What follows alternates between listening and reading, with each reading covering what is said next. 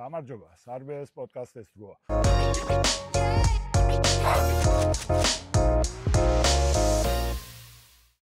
დღეს ცოტა უჩვეულო ადგილიდან მოგესალმებით, თუმცა ძალიან ბედნიერები ვართ, ძალიან გახარებულები. ჟილინაში ვიმყოფებით, სულ ესაა დამთავრდა პოლონეთის საქართველოს ახალგაზრდა ნაკრებთან მატჩი, ევროპის ჩემპიონატის პირველი შეხვედრა, რომელიც ჩვენებმა მოიგეს გამარჯვებით დაასრულეს და ესეთ კარგ ხასიათზე შუაგულ ჟილინადან ვესალმებით ჩვენს მაყურებელს. ჩვენთან ერთად არის საქართველოს ქართული სპორტის კომაგების დამფუძნებელი ბექა ნოზაძე, რომელიც თავის გუნდთან ერთადაა აქ ჩამოსული. 50 კაცი ხარ, ბექა? კომაგები არიან ყველგან, სადაც არის ქართული სპორტი. და ძალიან დიდ საქმეს აკეთებენ და რა ვიცი, ბექა, შენ ჭირმე გითხარი, შენი ემოციები გაგვიზიარე. თამაშის წინ, თამაშამდე სანამ შევიკრიბეთ აქ ფანზონაში, ასე ვთქვათ. ყველასთან ვამბობდი იმას, რომ აქ უბრალოდ მონაწილეობის მისაღებად არ ვიყავით ჩამოსული. მე რაღაც მომენტში ვფიქრობდი, რომ მეთქი ხა ჩემი ნათქვამი ისე იყოს რაღაც დიდი ანგარიში და არ წავაგოთ და თამაშზე რომ გამოვედი, მეთქი აი ხო ვამბობდი, რომ მოვიგეთ. მართლა ალბათ პოლონეთი იყო ვისთანაც ყველაზე მეტად შეგვეძლო გამარჯვების მოპოვება და ამ თამაშს თუ ვერ მოვიგებდით, მე ძალიან გართულდებოდა ჯგუფიდან გასვლა და აი 80 წუთი იყო, როდესაც გავაჩერე ტრიბუნა და უთხარი, რომ მეთქი აი თქვენ ხო გაქვთ რაღაც მომენტები, როდესაც დავიღალეთ რეალურად ჩვენი კომაგობით, ასე ვთქვა და უთხარი, რომ მეთქი როგორც ბიჭები იღლებიან თამაშზე, ისე დავიღალეთ ჩვენც და რასაც ვთხოვთ მეთქი, რომ აი ბოლომდე ითამაშონ და ბოლომდე დაიხარჯოთ, ჩვენც ეგ გავაკეთოთ რა, მოდი და გადავდოთ ყველაფერი საერთოდ ჩვენი მაქსიმუმი გავიღოთ და აი ბოლო 10 წუთი და ის საჯის მიერ დამატებული 5 წუთი რაც იყო არ გავჩერებული ვართ ერთ სიმღერას. პოლონელები 5-ჯერ მეტი იყვნენ, მაგრამ თქვენი ხმა ფარავდა. ხო, მაგრამ ჩვენ მაინც ორგანიზებული ვიყავით ალბათ და ეს ძალიან ბევრს ნიშნავს რა და კი, აი დავძენ ის რომ ავხსნათ, რატო იყვნენ უფრო ბევრნი ეს გეოგრაფიის ბრალია თავიდან ბოლომდე. პოლონეთი და სლოვაკეთი მეზობელი ქვეყნები არიან და შესაბამისად გაცილებით მარტივია პოლონელებისთვის აქ ჩამოსვლა ვიდრე ჩვენთვის. კი, არა მარტო გეოგრაფიიდან, ფინანსებთანაც ძალიან ბევრი რამ არის დაკავშირებული და ჩვენთვისაც ძალიან რთული იყო, აი მართლა ანუ ამბობდი, რამდენიმე ადამიანი 3 დღის განმავლობაში მანქანით მოდიოდნენ, რომ ამ თამაშზე ყოფილიყვნენ, შემდეგ უკანა გზაც ეგრე უნდა გაიარონ, ვიღაცთვის ფრენა არის და თქვა 2 საათში ჩამოვა და რა უნდა იტყვის, არაფერი არ არის, მაგრამ ეგრე არ არის. ეხლაც აი ქუჩაში ვართ, ღამის პირველი საათია და 3 საათამდე მატარებელი არ გადის პრატისლავამდე და გვიწევს უბრალოდ ქუჩაში ესე, არც თუ ისე ცხელა თან სხვათა შორის თბილისისგან განსხვავებული. საკმაოდ ცივა კი. კარგი სუსხია კი. ხო და ესე გვიწევს ქუჩაში, მაგრამ აქაურობასაც ვახმაურებთ, ასე ვთქვათ, ჩვენი სიმღერებით და გავავიძეთ ჩვენი მაყურებლის სახელით არ გადავაჭარბებ და მადლობას გეტყვი ესეთი კარგი და მაგარი საქმისთვის შენ და შენ გუნდს. არა იმ ნამდვილად სალსახად კომაგების ხმებმა გადაფარა პოლონელების ხმები, თუმცა კიდევ ერთხელ ვთქვათ, რომ ბევრად მეტი იყვნენ პოლონელები. ბექა, რა უნდა გითხო, ეს კარი ესე შეარჩიეთ რა, იღბლიანად რა, ორივე ჩვენების ბურთი ჩვენთან გავიდა რა. ეს ყველაზე მაგარი მომენტია, როდესაც აი ჩვენს პირველ თან ტაიმს ეს სულთა საფეხბურთო მოედანი როა, ესე წვირწინი იყო. როცა არის ყველა დაძახებულს, ასე ვთქვათ, ჩვენსაც იგებენ და ძალიან მაგარი რამ არის ეგ. მეორე რაც არის, აი რაც თავიდან თქვი, კარის შერჩევის ამბავი. პირველი ტაიმი ყოველთვის გვინდა რომ ჩვენ დაცვაში ვიყოთ რა და მეორე ტაიმში შევუდიოთ, იმიტომ რომ რაღაცა ის მომენტია ბოლო წუთებზე გონია რომ ვფიქრობთ რომ აი ჩვენი გამხნევებით, დამატებით მოხდა და სტიმულს მივცემთ რა და მაგაში გაგვიმართლა, ასე ვთქვათ, პირველი ზეიმი ეგ გქონდა რომ პირველი ტაიმი დაცვაში აქეთკენ ვიყავით და მეორე ტაიმში მეტი უეჭველი გავიტანთ რა და ეგრეც მოხდა იდეაში. ბოლო წუთამდე ვიბრძოლე და ეს ბრძოლა არის ზუსტად რაც წაგებასა და გამარჯვებას შორის მე განსხვავებას აჩენს ხოლმე. თითოეული მეტრისთვის რო იბრძვით, თითოეული აი იმ მომენტში ხა გოლი რო გავიდა, ხო? აი ეგ უნდა კითხო, ახლოს იყავი შენ იქ რა, არ დაივიწყო რას ამბობ. ჯარიმა იყო იქ თუ არა, ვარზე კი გადაამოწმეს, მაგრამ ჩვენ ერთხელ ნახეთ, ჩვენ ვარზეც გადავამოწმეთ, გადაღებულიც ქონდა ერთ-ერთ ჩვენი ეს მოვზუმეთ, ასე ვთქვათ, ფიქშიში ქონდა, იმიტომ რომ საჯი მთელი თამაშის განმავლობაში თან ძალიან ცუდად იმსაჯა და ყველა ნეიტრალური საკამათოა. ყველა ნეიტრალური მომენტი პირველ ტაიმში განსაკუთრებით იმათ მხარეს იყო. მეორე ტაიმში იყო რაღაც მომენტები უკვე, როდესაც წამოვიდა, ეს ალბათ იმ პირველი ტაიმის ფაქტორი იყო და ეგ შიში გქონდა ბოლომდე კიდევ არ გვეჯერა რომ გოლი ჩაითვლება. არა, ეგეთ საჯმა არა, ხო, ვარმა უთხრა რომ გოლი. არა, ეგ ვარმა უთხრა, თუმცა საჯობას რაც შეეხება პირველ ტაიმში ეს სრულად ყველაფერი ჩვენ საწინააღმდეგოდ დადო, თუმცა მეორე ტაიმში იყო ეპიზოდები, როდესაც მეორე ყვითელი შეეძლო ჩვენთვის. არა, ხო, ყველაზე და აზაროვზეც ნამდვილად შეეძლო. და ვერ ანუ წესების, ფეხბურთის წესების მიხედვით ვერ გავამტყუნებდით, მაგრამ დაინდო. ნუ ეს ფაქტია. კონფერენციაზე ნაკრების წვრთნელს რამასვანაძეს ვკითხეთ, ეგ ბიჭებმა კითხეს, ზუსტად ეგ. თამაშამდე ველაპარაკეო ბიჭო, სპეციალურად ზუსტად ამ საკითხზე მქონდაო 1-5 წუთიანი ლაპარაკი, რომ ფრთხილად უაზრო ყვითელი არ მიიღოთ. ყველაზე ძალიან მაგას გამოყვავა რომ მდგომარეობიდან უაზრო ყვითელს. და აგერ ყვითელი კი არა ჩვენ ვისხედით ზუსტად აი ძალიან ახლოს ვისხედით რამასვანაძესგან და როდესაც აი როგორ ერთ მომენტში გახსოვს ძალიან ერთ-ერთ ფეხბურთელს ძალიან დაუცაცხანა ხო რომ რასაკეთებო სპარტაშოვს ეგ ფეხბურთელი ვისაც დაუცაცხანა მატჩი საუკეთესოდ დაასახელეს და პრესკონფერენციაზე ის შემოვიდა მაისურაძე კი თამაში როგორ შეაფასებს ზოგადად ხო აი რასაც ვარაუდობდით იდეაში ეგ თამაში იყო ფიზიკურ ორთაბრძოლებში ცოტა დავიჩაგრეთ და ბევრი ბრძოლა წავაგეთ მაგრამ მეორე რაც იყო რა მე ჩემზე საბეჭდილება დატოვა რომ ინდივიდუალურად ბევრად უფრო ძლიერები ვიყავით აი მომტყვებელ კაცს რო იძახიან ასე თქვა ჩვენ ბევრად მეტი ყავდა და ტექნიკური ფეხბურთელი და ეს არ იყო ჩემთვის რაღაც სიურპრიზი მაგრამ მეორე რაც იყო ის თავარი რომ ჩვენ საკმაოდ ორგანიზებული გუნდის საბეჭდილება დავტოვეთ ესეც ალბათ იმის დამსახურება რომ ეს გუნდი ძალიან დიდი ხანია შეკრულია ასე თქვა და ერთად მოდიან და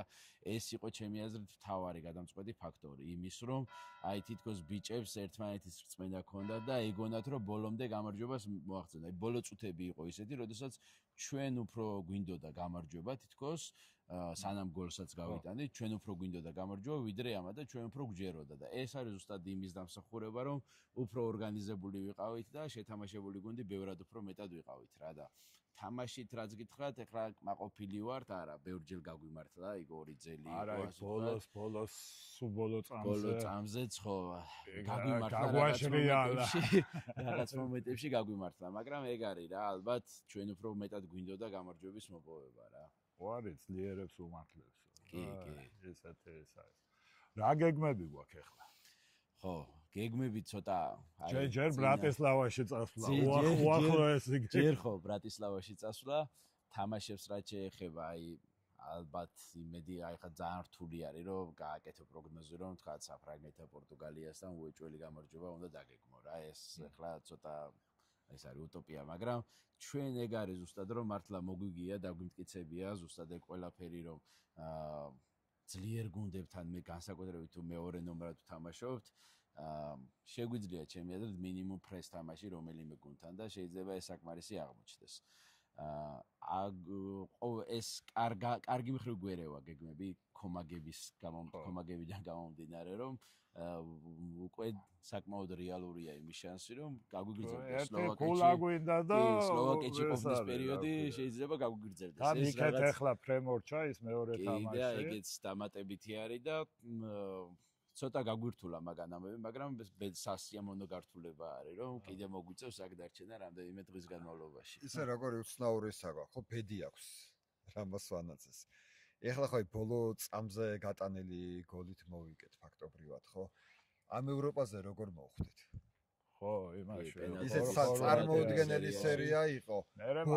ბოლო დარტყმა ჰქონდათ ხორვატებს და ის უნდა გაეტანათ, ვერ გაიტანეს. ბოლო დარტყმა ვერ გაიტანეს, ჩვენმა მეკარემ აიღო. ანუ რაღაცნაირი აი ეს აქვს რაღაცა იღბალიც აქვს ყველაფერთან ერთად. ეს ძალიან მნიშვნელოვანი წლების განმავლობაში ჩვენ სულ ქონდა ის განცდა და სულ ის გვახსოვდა რომ საქართველოს ნაკრები კარგად თამაშობდა, მაგრამ მაინც აგებდა. ბოლო წუთებზე აგებდა. კარგად ვითამაშეთ, მაგრამ წავაგეთ, ხო? იყო ისეთი, ან ჩვენ კარში მოვიგონებდით რაღაც გოლს და გავუშვედით, აი იმის გამო წავედი და ამით ვიყავით მაყოფილი სულ წლების განმავლობაში. თქვენ ახლა ჩემზე მეტი გაქვთ ნანახი ასე თქვა და იცით რა ამხელა ეს არის ტრაგედია. კარგად ითამაშეს ბიჭებმა ყველაფერი ჩავდე და მაგრამ გეტყვი ბექა გეტყვი მაგრამ ეს განსაკუთრებით ეგეთი რაღაცები ხდებოდა გასვლით თამაშების დროს, რომლის რეპორტაჟიც არ იყო ხოლმე. იმიტომ რომ წლების წინ ახლა სად იყო ამდენი სტრიმები და რაღაცეები და ხო და როდესაც აი პრაქტიკულად აი ყველა თამაშზე რომელიც გასვლაზე ქონდა და წაგვიგია, რომლის რეპორტაჟიც არ ყოფილა. მუდმივად ამბობდნენ რომ აი დავახიეთ ბურთი, ვაჯობეთ, იმას ვქენით, ამას ვქენით, მაგრამ აი რაღაც არ გაგვიმართლა. საჯმა დაწმა, მოედანი ჩვენს მხარეს ის დაბლა იყო, იქ რაღაცა ზეგვიჭკიტინებდა და ნუ აი რაღაც სულ რაღაც მიზეზები იყო. გეტყვით ახლა რა, წვნელისთვის ხო, ყისმათი არის აუცილებელი რა. თუ არ გაქვს ყისმათი, დამთავრებულია იქ რა. ეხლა რამდენი შემთხვევა ყოფილა, ხო, უძლიერეს წვნელებს არ გამართლებიათ რა და ფინალებს აგებენ, ფინალებში გადიან და ყველა ფინალს აგებენ. აი რო არ დაყვება რა ეს და რამდენი ყოფილა რომ საერთოდ ისეთი უცნობი წვნელის ხელში გუნდი სადღაც გასულა. ქართველებიც ყოფილან ეგეთები, მათ შორის ახლა არ დავასახელებ იმას. ვინაობას და იმას, ნუ ყველა მიხვდება თქვენც ალბათ, რომ არიან ქართველებიც ისეთებიც ასეთი. ბექა, ერთი უხერხული კითხვა უნდა დაგისვა. თუ არ იმას ისა. კომაგები ხართ, საყვარელი ფეხბურთელი გყავთ, გინდა ახალგაზრდულში, გინდა ძველგაზრდულში, გინდა ეროვნულში. აი, როგორ არის? კომაგებისთვის ჩვენ ახლა უყურებთ ფეხბურთელებს არა იმით, როგორ თამაშობენ ისინი და რამდენად მაგარ გუნდში არიან ან გოლს გაიტანენ. ეს, რა თქმა უნდა, კარგია, მოვიგებთ და მნიშვნელოვანია, მაგრამ ჩვენთვის მთავარი არის ყველაზე ფავორიტი ფეხბურთელი არის ის, რომელიც ჩვენ მიმართ დამოკიდებულებას გამოხატავს ყველაზე ძვირფასად და გრძნობს ამ ჩვენ მხარდაჭერას და ყველაფერს გასცემს ჩვენთვის, რომ ჩვენ ბედნიერი ვიყოთ და გახარებული ვიყოთ. აი წინა ევროპის ჩემპიონატზე, როცა დააჯილდოვეს ბიჭები და თბილისში იყვნენ ჩამოსული, კვეკვე იყო იქ წამყვანი გახსოვთ და თავისუფლებაზე გამოაცხადა კომაგების საყვარელი ფეხბურთელიო და თვითონაც ყველაზე მეტად უყვარს კომაგებიო ალბათ ნაკრებში, ესეთი გიორგი არის გოჩოლეიშვილი და ჩვენთვის ყველაზე ახლო ფეხბურთელი არის. შეიძლება ის რაღაც სასწაულ ფეხბურთს ვერ თამაშობს, მაგრამ ურთიერთობაში ჩვენ დამოკიდებულებაში არის ადამიანი, რომელიც ყოველთვის ყურადღებას იჭერს. თუ რაიმე დახმარება შეუძლია გვერდში დგომა, უბრალოდ სიტყვითაც თუ რაიმე სხვა გზით, ყოველთვის მზად არის ამისთვის და ჩვენი ფავორიტია, ასე ვთქვათ, ნაკრებში, იმიტომ რომ ამ ბიჭმა ჩვენ მიმართ ძალიან დიდი პატივისცემა ნებისმიერ წაგებული თამაშის. კი, გოჩოლეიშვილზე წაგებული თამაშის მერეც მოსულა, როდესაც ჩავარდნა ქონია და ძალიან ცუდად უთამაშია, პირადადაც მოუხდია ბოდიში და ის რომ ცუდად ითამაშა აღუნიშნავს და უთქვამს რომ აი ჩემი ბრალია და ყველაფერს გავაკეთებ იმისთვის რომ გამოვასწორო და რომ თქვენ გაგახაროთ და გრძნობთ იმას, რომ აი ყველა თამაშზე კაშნი, ჩვენი კაშნი, რომელიც მას ვაჩუქეთ, გამოვაქვს სტადიონზე, ყოველთვის შლის, პირველია, რომელიც ჩვენ ტრიბუნასთან მოდის და თუ რა მე შეუძლია, ყოველთვის აკეთებს. ახალგაზრდულს რაც შეეხება, აქაც არ ვიცოდი ახლა მე. საინტერესო ფაქტია, მეც არ ვიცოდი. აქაც არიან ფეხბურთელები ახალგაზრდულში, აი მაგალითად ლომინაძეზე შემიძლია თქვა, რომელიც აი ყოველთვის ეგრე არის და საბა საზონოვი, რომელიც ფანტასტიკური ბიჭი არის ადამიანი, რომელსაც რა ვიცი, აი თამაშის მერეც თუ შეამჩნიეთ, ჩვენ ტრიბუნასთან იყო მოსული, კი, გადმოვიდა ის ბარიერები გადმოლახარო, პირადად მადლობა ეთქვა, ჩაგხუტებოდა, აი ცოტა ხნის წინ მისი ოჯახის წევრებიც, მისი მშობლებიც იყვნენ მოსულები და მათაც გულში ჩაგვიხუტეს, ასე თქვა და მეც მადლობა გადავუხადე, რომ ესეთი კარგი შვილი გაზარდეს, რომელიც ყველაფერს აკეთებს. ბოდიშ ვიხდი და პრესკონფერენციაზე საგანგებოდ აღნიშნა საბა საზონოვის დამსახურება რამასვანაძემ. ხო, ილაპარაკა ზოგადად გუნდზე, თავის გუნდზე და პერსონალურად ილაპარაკა საბაზე. მისი ფიზიკური მდგომარეობიდან გამომდინარე, აი მისი ოჯახის წევრებს ვესაუბრე, ძალიან რთული იყო მისთვის, რომ 90 წუთი ეთამაშა. ხო, არ შეიძლება. კი, არ შეიძლება და აკრძალულიც ჰქონდა, რომ ეთამაშა და აი გუნდ ნაკრების და ჩვენი ქვეყნის ინტერესების გამო ბოლომდე დაიხარჯა, რამდენიმე ძალიან სერიოზული ვარდნა ჰქონდა და ხისტი თამაში ჰქონდა, უხეში თამაში ჰქონდა, მაგრამ რავი, მე მგონი უშეცდომო იყო რაც დავინახე ყოველ შემთხვევაში, საკმაოდ კარგად ითამაშა და ესეთი ფეხბურთელები არიან ზუსტად ჩვენი ფავორიტები, რომელიც თავის აი ჟილკას რო იტყვიან და მთელ სულს, გულს, ჯიგარს რო ჩადებენ თამაში, ეგ არის ჩვენთვის ყველაზე მთავარი. სულ 10 გოლი გაიტანოს, მირჩევნია ერთი უხეში თამაში ითამაშოს, თუნდაც ვარდნა გააკეთოს და თამაშის მერე რომ მოვა ტაშ დაგვიკრავს და რო გრძნობს იმას რომ ადამიანები რომლებიც ჩამოვედით რავი სხვადასხვა ქალაქებიდან ხო თბილისის საქართველოს სხვადასხვა ქალაქებიდან ამას რო აფასებს ეს არის ყველაზე მთავარი და ეს არის გულშემატკივრის პატივისცემა და ჩვენც მერე ვცდილობთ მათთვის რთული პერიოდი როცა არის ტრამვას მიიღებს რაღაცა კარიერაში არ აქვს ისეთი წარმატებული სეზონი ან თამაში ჩაუვარდება ყოველთვის ვამხნევთ მათ გვერდში ვართ ახლა წინა ამხანაგური რო იყო არ ვიცოდით რომ რაღაც ესეთი რამდგომარეობა იყო, საბას პირველი რომ მივწერეთ, გასახდელში არ იყო რომ ხო კარგად ხარ, ტრამვა ხო არ მიიღე და ეგრევე დაგვიბრუნა პასუხი რომ არა, კარგად ვარ, არ ინერვიულოთ, ყველაფერი კარგად არის და ეგ არის თავარი რა გულშემატკივრი. ძალიან უზარმაზარი მნიშვნელობა აქვს აი ესეთ დამოკიდებულებას. კაცი რომ გრძნობს და კომაკ შორის. ისიც სხვადასხვა ძალიან ემოციური კადრი იყო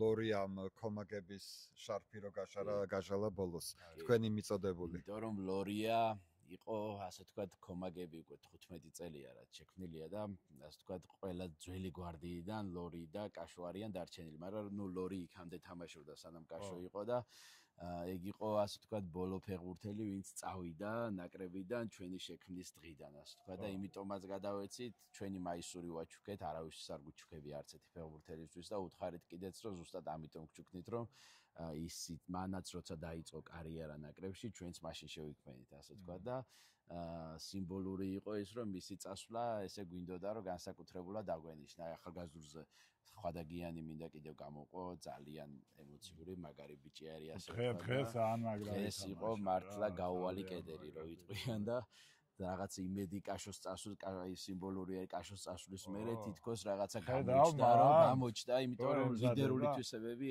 სხვადასხვა სანიოლი იყო დღევანდელ თამაშზე და ალბათ ჩაინიშნავდა ესეთი გახარებული სანიოლი მე მგონი ეროვნული რო იგებს მართლა მე არ მინახავს არ დამინახავს სანიოლი მე იყო ხტუნავდა ისე უხაროდა იქეთ რა მე თამაშის შემდეგ ვეკა კიდევ რა უკაცრავად რა უნდა კითხო ამ რეპერტუარს ვინ ადგენს და რა იმით კრიტერიუმებით არჩევთ? ძირითადად სპონტანურად ხდება ხოლმე, რაც ქართული ხალხური ან რაღაც ძველი ესტრადიდან გვაქვს ხოლმე, ესე სადღაც ყველამ რო იცის ალბათ ისეთი სიმღერები, ყველამ რო იცის. ეგეთი უნდა იმღერო იდეაში, იმიტომ ჩვენ ახლა ჩვენი სიმღერებიც გვაქვს, რომელსაც ხო, აი ეგ მომღერით და იმას სტადიონი რო აყვეს ძალიან რთულია რა ხალხს წლების წინ ჰიმნის სიმღერა არ უნდა და ფეხზე წამოდგომა არ იცოდნენ ეგ ცოტა ნელ-ნელა ვისწავლეთ და ჩვენ სიმღერებს რაც შეეხება ჩვენ თვითონ არავინ არ აყვავს რაღაც განსაკუთრებული მრჩეველი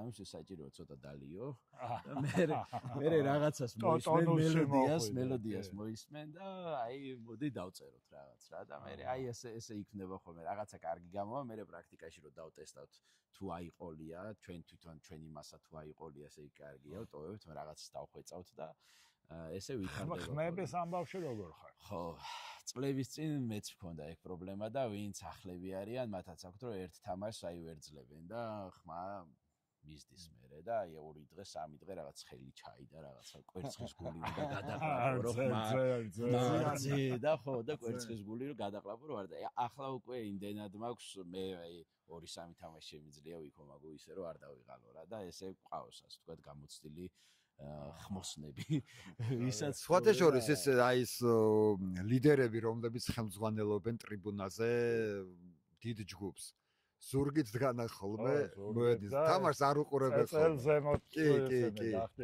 კი აი დღესაც წერო გითხარით ჩავედი თავიდან სხვა ჩვენი ერთ-ერთი წევრი იყო ასე თქვა და ბოლო მომენტში ვიფიქრე რომ მეთქი აი ჩავალ და მოვიგებ რომ თამაშს რა და წინ დავდექი სპეციალურად თამაშს მართლა არ უყურებთ ხოლმე და ტრიბუნაზეც რომ ღერი ტაშს უკრავ ძალიან რთულია მე სახში რომ მივდივართ ხოლმე მე გადავახვევთ და მე ვნახულობ თელ თამაშს აბა ვინ როგორ ითამაშა ახლა ზოგადი წარმოდგენა გვაქვს რომ აი ესეთი თამაში იყო მომენტები შექმნილი მაგრამ კონკრეტულად უკვე განხილვა მე უყურებთ ხოლმე თამაშს აბა ჩვენი ხმა როგორ ისმოდა ტრიბუნაზე თუ ჩანდით ეფექტურად მაგასაც ყველაფერს და ვერ უყურებთ მაგრამ ეგ არის რომ ერთ ადამიანს როცა გაქვს პასუხისმგებლობა სხვებს იღებ რა და ყველაზე მაგარი არის ეს ემოცია როცა შენ ერთით გახარ ზურგს უკან თუნდაც ტრიბუნას უყურებ სავსე ხალხს თუნდაც დინამოზე როცა ხარ და რო დაიწყებ რაღაც სიმღერას და მთელი სტადიონი რო აყვება ეს არის ყველაზე მაგარი შეგრძნება რა და ერთი ადამიანი ხარ რეალურად 50,000-55,000 კაცს რო ამღერებ რა უნდა გააკეთო სხვა ამაზე მაგარი ცხოვრებაში არ ვიცი რა ეს არის მართლა ენით აუწერელი სიხარული ბედნიერება. აი ამ სიხარულის გაგრძელება ვთქვათ რა. აი მკვეკვემ რო გაიტანა ის პენალტი საბერძნეთთან. აი მაშინდელი ემოცია მოყევით თქვენი რა. ნუ ახლა ტრიბუნაზე რა ხდებოდა და ქვეყანაში რა ხდებოდა ვიცით რა. თქვენთან რა ხდებოდა. ჩვენი ერთი პატარა რაც არის ისტორია რა ეგ არის, როდესაც კომაგები იქმნებოდა, მაშინ თავიდან სრულიად უცნობი ადამიანები ვიყავით შეკრებილი და წერანაც აღნიშნეს ქართული სუფრა და რაღაც გალევა, ხო იცი, ბევრ რაღაცას წყვეტს ხოლმე და პირველივე შეხვედრის მერე წავედით ჩვენი გაცნობის აღსანიშნავად და იმ სუფრაზე ითქვა ესეთი რაღაც მოდი იქამდე არ დავიშალოთ, სანამ ევროპის ჩემპიონატზე არ გავალთ. 11 ადამიანი ვიყავით. 11 ადამიანი ვიყავით და სიამაყით შემიძლია ვთქვა, რომ 11-დან არც ერთი არ წასულა კომაგებიდან, რამდენიმე უბრალოდ ქვეყანაში აღარ ცხოვრობს, თუმცა ჩვენთან არის, ჩვენ გვერდში არის და თუ რამით შეუძლია, ისე ვიღებენ მონაწილეობას ჩვენ აქტივობებში და აი კაცურად რაღაც ხელი ჩავარტყით რა, ასე თქვა ერთმანეთს და რომ ჩავარტყით ევროპის ჩემპიონატზე რომ გავედი, მაშინ ვთქვი რომ მეთქი აი ჩემი მისია შევასრულე და მეთქი აი კეპს რომ მოიხდიან უკანა ხმა ლურსმაზე დავკიდე. ესე თქვი მაგრამ მე უკვე სხვა გამოწვევები გაჩნდა. ეხლა მოდი სოფლიო შევუტიოთ და სოფლიომდე ვიყოთ. მაგრამ აი ეს მიდის როგორ იცი ევროპაზე გავედით გერმანიაში ძალიან მაგარი ატმოსფერო იყო მაშინ ყველაზე მეტად ვიამაყე რომ ქართველი ვიყავი ამდენი ხალხი ჩამოსული ესე მაგრად წარმოეჩინა ქვეყანას ზოგადად ხალხმაც ჩვენი ქვეყანა ისეთი ემოციები იყო ხალხი ქუჩაში დადიოდა და თქვენ კი ვართ უცხოელებს გულისხმობ რომ აი საქართველოს ქართული მაიკები ეცვათ და მოარ მაგეს მოწვა ეს იყო ყველაზე სიამაყით დღეები ასე ვთქვათ და ახლა გვინდა რომ კიდევ უფრო დიდ გამოწვევებს შევუტიოთ და სოფლიოზეც ვცადოთ ჩვენი ბედი. ფოთაშორის აი გერმანიაში არ მგონია ჩვენზე მოწესრიგებული გულშემატკივარი თუ ვინმე სწავდა. იმიტომ რომ გვახსოვს ჩვენი მეგობარი გოჩა თანდარაშვილი რომელიც აი ფან კლუბების გაერთიანებაშია წინასწარ იყო ჩასული მიიწვიეს გასაცნობად ასე ვთქვათ და იქ რაც პოლიციელები რაც უსაფრთხოების სამსახურის წარმომადგენლები და კითხვებს უსვამდნენ რომ თქვენი როგორი კომაგები არიან როგორ რამდენად აგრესიულები არიან იქ როგორ იქცევიან და შემდეგ აღმოაჩინეს რომ თურმე ვართ ყველაზე გულკეთილი წესიერი კომაგები ჩვენ ქართველები. ესო რა ვქვია ესეთი კითხვა დაუსვეს რომ დალევთო რა შვებეთო და არაფერს მიბღერებთო და ღერი ვართ ხო შეგვაგინებდო მღერითო არავის იმიტომ რომ ელოდნენ რომ მაგალითად არიან ხო ზოგიერთი ქვეყნის გულშემატკივრები რომ დალევენ მერე ჩხუბობენ და ხო ჭედავენ და რაღაცებს ამტროვენ ხოლმე და გოჩამ რო არა ჩვენებიო მღერიანო მაგ დროს თავიდან მგონი არც დაიჯერეს იმათმა რომ და მაგრამ მე დარწმუნდნენ სადაც არ უნდა ჩავიდეთ წინასწარი განწყობა რომ ვიღაცასთან უნდა ვიჩხუბო რამე დავაშავო ნუ მოპარვა და რა დავანტამტროვაზე ხო საუბარი ზედმეტია მსგავსი რამ არა გვაქვს უბრალოდ ქართული სულისკვეთებიდან გამომდინარე ის ვიცი თუ ვიღაცა რაღაცას მოქმედებს საფასურს ყოველთვის გავცენ და რაღაც არ დავიჩაგრებ ანუ თქვენგან არ იწყება კი აი ერთი მომენტი იყო ზუსტად თურქეთთან თამაშის წინ აქ ევროპას დორტმუნდში ხო? კი, ნუ ჯერ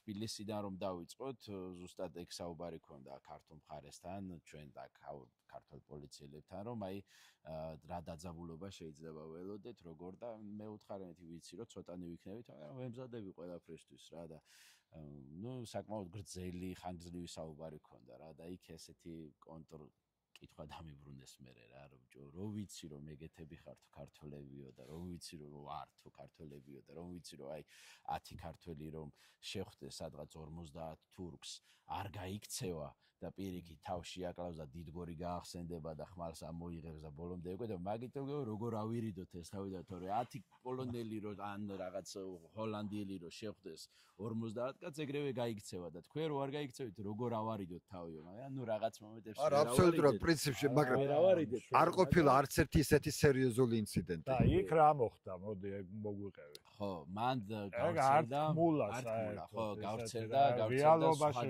სხვადასხვა ვერსიები იყო გავრცელდა და ყველა არასწორი ვერსია იყო იდეაში რაც გავრცელდა სიტუაცია იყო ესეთი საკმაოდ წვიმიანი დღე იყო გახსოვთ მაგრად წვიმდა და ჩვენ სანამ სვლელობა ჩამთავრდა და შევედით სტადიონზე მე ბოლოს შევდივარ ხოლმე ჩემი ჯგუფი სანამ შევა ბოლოს რომ თუ რაღაცა ჩარევა არის ჩემი მხრიდან საჭირო შემდეგ ჩავერიო უკვე ტრიბუნიდან მიერეკავენ რომ ჩვენი ტრიბუნა სავსეა თურქებით და როგორ მოვიქცეთ მე ვთხარი დამელოდეთ შემოვალ გავარკვევ რა შეგვიძლია რომ გავაკეთოთ ეგ წინასწარ განსაზღვრული ტრიბუნა ხო ეს იყო ქართული მთლიანად კარის უკან სექტორი ქართული იყო განსაკუთრებით ჩვენი სექტორი კომაგების იქ ყველა ბილეთი ჩვენი არის ასე თქვა და ჩემ წევრებს ვემ აქ დარიგებული როდესაც შევედი იქ რა თქმა უნდა ეხლა სხვა ადგილები ვისაც ქართველებს და შეიძლება ვინმე გაყიდა და ეს ძალიან ცუდია მაგრამ ესეთი ფაქტებიც ალბათ იქნებოდა როდესაც შევედით სტადიონზე ტრიბუნაზე უკვე იყო რომ მართლა ესე იყო თითქმის ნახევარზე მეტი თურქებს ჰქონდათ დაკავებული რომლებიც დროშებს აფრიალებდნენ მღეროდნენ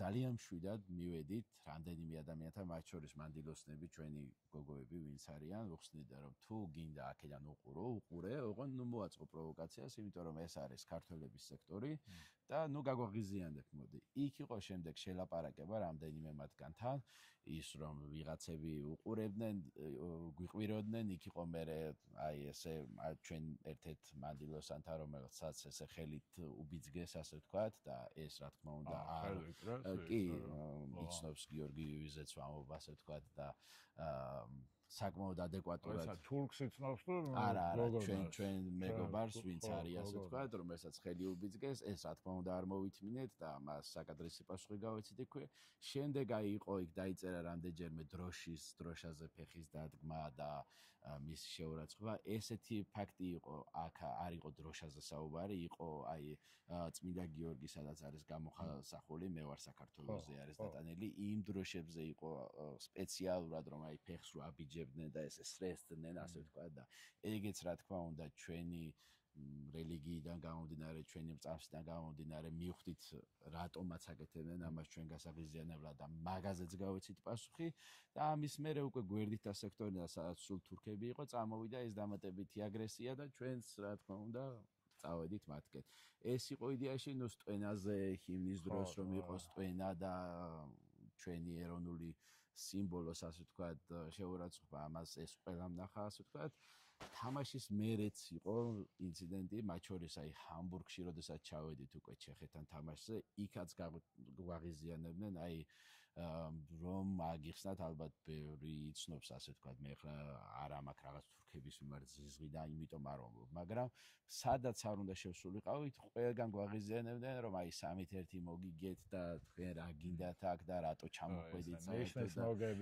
კი და ნუ როდესაც მე შედიხარ იქ ზოგი პასუხობდა ასე ვთქვათ ამ იმაზე საუბარში შედიოდა და მე იყო სულ აგრესია ჩვენი რამდენიმე წევრი დააკავეს იმ შეხლა შემოხრის დროს ასე ვთქვათ და განყოფილებაში დორტმუნდში როდესაც გადაიყვანეს ბიჭები შევედი მათ მოსაკითხად გამოსაყვანად ასე ვთქვათ 5 ცვილის ქანდაკება იყო მეხანძრის მაშველის სასწრაფო დახმარების და შუაში ედგათ თურქი ფეხბურთელის ბიუსტი, ასე თქვა, სტატუეტკა, რომელსაც თურქეთის ნაკრების ფორმა ეცვა რა და ეგ იყო მთავარი რომ დორტმუნდში ვართ, კი მესმის რომ 80% ალბათ თურქები არიან იმ ქალაქში, მაგრამ რო შევედი მივხვდი რომ მეთი აქ ყველაფერი თურქების არის ალბათ რა, თუმცა ეგეც მაინც გამოცდილებაში განყოფილებაში დორტმუნდში იყო თურქეთის ნაკრების მაისურიანი ფეხბურთელი შუაში დაყენებული რა.